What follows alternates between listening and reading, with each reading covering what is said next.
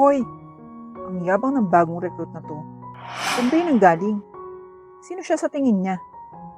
Reklamo ni Geraldine habang nakasandal sa mga braso at nakakunot ang noo habang nakatingin sa bagong recruit na ang pangalan ay Leah. Naglalakad siya dito na parang pag-aari niya ang lugar kahit na siya ay isang tagapaghugas ng pinggan lamang. Ang yabang niya. Sinusuot niya ang mga mamahaling kwintas at hikaw na yan. I bet, pautang ang mga yan. Reklamo ni Geraldine habang si Fear naman ay nakatingin sa kanya ng kakaiba. Bakit ba ang dami mong reklamo sa bagong babae? May ginawa ba siyang masama sa iyo? Tanong ni Fear na may pagtataka. Hindi naman, pero hindi ko siya gusto. I swear, nakakainis siya. Yung mukha niya, parang cake din, puro makeup. Bakit at paano siya tinanggap? Ako lang ang manager dito, kaya paano naman nandito yung babaeng to? Napabuntong hininga na lamang si Pharaoh habang nakatingin sa kaibigan niya. Hindi niya maiintindihan ang tumatakbo sa isip ni Geraldine. Pero gayon pa man, tumango na lang siya bago siya umalis para ipagpatuloy ang kanyang trabaho bilang waiter. Iniwan itong mag-isa si Geraldine habang nakatingin sa bagong recruit na may galit sa mga mata. Hindi niya gusto ang bagong recruit. Nakakaramdam siya ng pananakot sa kanyang katayuan, kaya naman hindi niya masyadong gusto si Leah.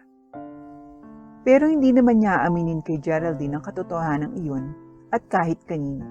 Habang si Geraldine ay nakatutok kay Leah na naghuhugas ng mga plato at lababo, biglang pumasok sa isip niya ang isang masamang ideya. Ngumiti ng masama si Geraldine bago niya sinabi ang mga salitang, "Sino ka ba sa tingin mo, Leah?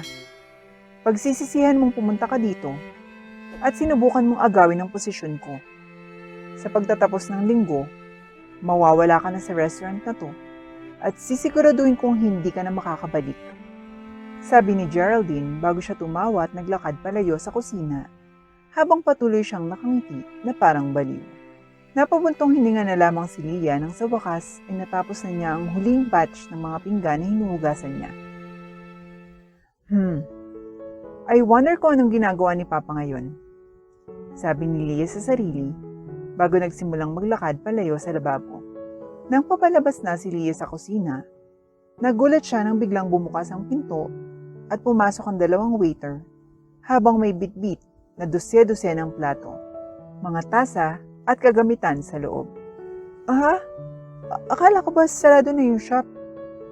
Tanong ni Leah habang nakatingin sa dalawang waiter na naglalagay ng maruruming plato sa lababo na ikinadismaya ni Leah.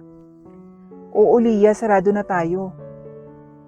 Pero ang daming in-order ng manager na pagkain after closing hours. Kaya naman, bilang tagapaghugas ng pinggan dito, dapat mong hugasan ang mga plato ngayon. Baka makatulong to sa pag-rank up mo at maging waiter ka na. Nagtawanan ng dalawang waiter bago sila umalis. Nainsulto si Leah sa sinabi ng mga waiter, ngunit gayon pa man, inilibot niya ang kanyang mga mata at ipinagpatuloy ang paghuhugas ng mga plato. Hindi napansin ni Leah na may nakatayo malapit sa halos nakabukas na pinto kung saan nakatayo sa labas si Geraldine na may nakakalokong ngiti sa mga labi. Sisiguraduhin kong mawawala ka dito. Bulong ni Geraldine sa sarili bago siya naglakad patungo sa counter at binayaran ang kanyang mga in-order. Kinabukasan, napabuntong hininga si Leah nang makarating na siya sa restaurant. Ika-4 na araw niya iyon ang pagtatrabaho bilang dishwasher ng restaurant at hindi niya ito nagustuhan. Lubos na sinisisi ni Leah ang kanyang ama dahil dito. Seryoso, ang kulit talaga ni Papa. Reklamo ni Leah at bumuntong hininga bago siya nagsimulang magtrabaho. Dumating si Geraldine isang oras pagkatapos ng pagdating ni Leah at may masamang ngiti siya nang pumasok sa restaurant. Nagtataka si Pharaoh kung bakit mukhang tuwang-tuwa ang kaibigan niya. Kaya't nagpasya siya itong lapitan at tanungin. "Bakit parang masaya ka?" Tanong ni Pharaoh habang naglalakad katabi si Geraldine. 8:00 na ng umaga at halos wala pang customer, Kaya nakakausap pa ni Fiyero ang kanyang mga kasamahan. Wala naman. Good mood lang talaga ako. Sabi ni Geraldine bago ngumiti ng hindi inosenteng ngiti sa kaibigan. Alam ni Fiyero na may gustong gawin ng kaibigan niya, ngunit hindi siya nagbalang tanongin ito at tumayo na para ipagpatuloy ang kanyang trabaho. Nakangiti pa rin si Geraldine habang pumasok siya sa kusina para makita ang pinakanakakainis na tao na naghuhugas ng maliliit na batch ng pinggan. Kinagat niya ang kanyang dila bago siya tahimik na lumapit sa cart kung nasaan naroroon ang maruruming pinggan. Habang naglilinis si Leah ng mga pinggan, naglaba si Geraldine ng isang bote ng mantika na kilalang napakadulas. Nahanap niya ang produktong ito sa website kung saan ang mga customer ay patuloy na nagrereklamo kung gaano kahirap linisin ang mga pinggan na malagyan ito nang hindi nababasag ang isa o dalawang plato. Maraming napakapangit na review para sa item na ito. Ngunit para kay Geraldine, ito ay perpekto. Ito ang perpektong item para maalis ang isang dishwasher na labis na kiniinisan niya. Inilabas ni Geraldine ang gamit sa kanyang bag at sinimulang buhusan ng mantika ang maruruming pinggan. Nang matapos siya at wala nang laman ang bote, umalis si Geraldine na kunwari ay wala siyang ginawa. Umalis si Geraldine na may tipid ng ngiti sa mukha habang itinatapon ang walang laman na bote ng mantika sa basurahan. Bumalik na siya sa kanyang stasyon at ginawa ang kanyang trabaho habang hinihintay ang epekto ng kanyang ginawa sa kusina. Kasabay ng pagtatangka ni Fiyero na pumasok sa kusina, ay narinig niya ang tunog ng mga plato na nababasag sa loob nito. Na-curious si Fiyero sa nangyari, kaya't dali-dali siyang pumasok sa kusina at nakita niya si Leah na nakapatong ang mga kamay sa bibig nito. Habang nakatayo sa ibabaw ang maraming basag na plato. Anong nangyari? Mausisang tanong ni Fiyero. Hindi ko alam. Kinuha ko lang yung mga plato para hugasan. Tapos biglang dumula sa kamay ko. I'm so sorry. Babayaran ko yung mga damages. Sabi ni Leah, sabay kuha ng dustpan at walis. Naghinala si Fiyero kung paano nangyari ito dahil wala siyang natatanda ang mga tao na dinalhan niya ng pagkaing malansa. Naalala niya ang pagdadala ng 4 na almusal sa 4 na tao, ngunit ang lahat ng mga iyon ay mga tinapay at prutas lamang. At para kay Fiyero, hindi mukhang clumsy na tao si Leah dahil laging nakatutok ito sa trabaho niya. Napataas ang kilay ni Fiyero habang nakatingin sa mga basag na plato habang sinasabi, "Okay lang, don't worry about it. First time ka kaya understandable naman." Lumabas ng kusina si Fiyero habang nililinis ni Leah ang kalat na ginawa niya. Paglabas ni Fiyero sa kusina, nilapitan niya ang isa sa mga trabahador at tinanong kung ano ang nangyari. Sagot niya na maliit lang ang aksidente at wala silang dapat ipag-alala, kaya tumango ang trabahador bago bumalik sa trabaho. Nagsimula nang maglakad si Fiyero patungo sa istasyon ng kaibigan at nagulat siya nang makitang nakangiti si Geraldine habang nagtatrabaho ito. Dahil dito, naghinala si Fiyero sa kanyang kaibigan. "Hoy, may ginawa ka ba?" Tanong ni Fiyero habang nakasandal sa pader at nakatingin sa kaibigan. Napatingin sa kanya si Geraldine ng may ngiti habang sumagot ng, "Anong pinagsasasabi mo?" Sumuko na si Fiyero dahil alam niyang hindi sasabihin sa kanya ni Geraldine ang kahit anong ginawa nito. Kaya't lumayo na siya at bumalik sa kanyang trabaho. Pero isang bagay ang sigurado. Alam niyang may ginagawa ang kaibigan niyang si Geraldine. Kinabukasan, Sabado ng gabi at 5 araw na ni Leah sa trabaho. Ang Sabado ay ang pinakaabalang araw para sa restaurant. Ang mga tao sa lungsod ay gustong-gusto ang pagkain ng restaurant, kaya naman sila ay madalas na binibisita. Ngunit ang Sabado ang araw kung saan pinakamadalas na bumibisita ang mga tao. Sa kasamaang palad, 2 manggagawa ang nagkasakit at kinailangang lumiban sa trabaho ng araw na iyon. Dahil napakabilis ni Leah sa kanyang pagtatrabaho sa paghuhugas ng pinggan, nag-alok siyang maging waiter sa gabi.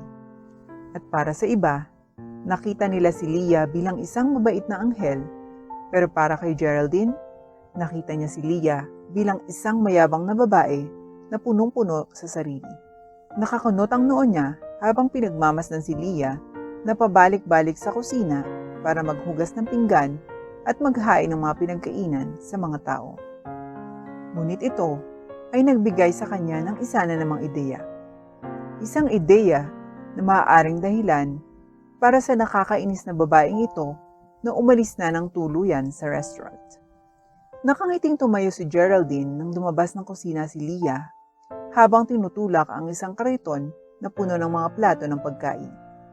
Sa puntong ito, in action ang plano ni Geraldine. Ngunit lingid sa kaalaman ni Geraldine ay may mga pares ng mata na sumusunod sa bawat galaw niya. Habang si Leah ay naghahatid ng mga plato ng pagkain sa mga customer, dumaan si Geraldine sa gilid niya at hindi nagawang maghinala si Leah. Hindi niya inaasahan ang paa ni Geraldine na nakaharang sa kanyang daraanan, kaya nang magsimula siyang maglakad habang may hawak na 2 plato, hindi niya sinasadyang natapilok at lahat ay napatingin sa kanya na nakahandusay sa sahig na napapalibutan ng sirang mga plato at nasayang na pagkain. Napatingin ang lahat ng customer sa kaawa-awang waitress habang si Leah sa sahig ay pilit na hindi umiiyak habang sinisimulan niyang bumangon at linisin ang mga pastang tumapon sa kanya. Napangiti ng masama si Geraldine habang pinagmamasdan ng lahat, ngunit hindi niya inaasahan na biglang tumayo ay isang lalaki mula sa malapit na mesa at tinanggal ang kanyang salamin. Laking gulat ni Geraldine nang makita niya ang lalaki. Nakilala niya ito. Siya ang may-ari ng restaurant. Walang kamalay-malay na napangiti si Geraldine sa kanyang napagtanto. Pinabagsak niya ang lahat sa trabaho ng isang babaeng kiniinisan niya habang nanduroon ang may-ari ng restaurant. Siguradong mapapaalis si Leah ngayon, sigaw ni Geraldine sa isip niya. Pero nagulat siya nang lumapit sa kanya ang may-ari ng restaurant na si Mr. Svet.